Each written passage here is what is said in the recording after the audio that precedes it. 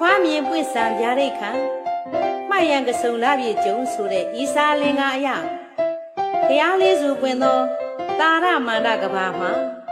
ဒီပင်ကရာဖျားထံ၌ဂေါတမလောင်းလျာသူ့မိရာရှင်အသိဟာနိယတပြားရိတ်ခံတော်မူခဲ့တာဟာလေကစုံလာပြေနေပဲဖြစ်ပါတယ်ရှင်မဟာတက္ကရာ68ခုနှစ်မှာခမင်းတော်တုံရောဒနာမေတော်မာယာရီဝီတို့မှာဗုဒ္ဓလောင်းလျာသိဒ္ဓထကုမာရကိုဖားမြင်တော်မူခဲ့တာဟာလေကစုံလာပြေတောက်ကြနေဖြစ်ပါတယ်ရှင်မဟာတက္ကရာ103ခုနှစ်မှာတပည့်ညွတ်တရွှေညာတော်ရရှိပြီးဖျားစင်စစ်ဧကံဖြစ်တာဟာလေကစုံလာပြေဗုဒ္ဓဟူးနေ့ဖြစ်ပါတယ်ရှင်မဟာတက္ကရာ148ခုနှစ်မှာမာလာမင်းတို့ရဲ့အင်ကြီးဥယျာဉ်၌ပရိနိဗ္ဗာန်ဇံဝင်တော်မူခဲ့တာဟာလေကစုံလာပြေအင်္ဂါနေ့ပဲဖြစ်ပါတယ်ရှင်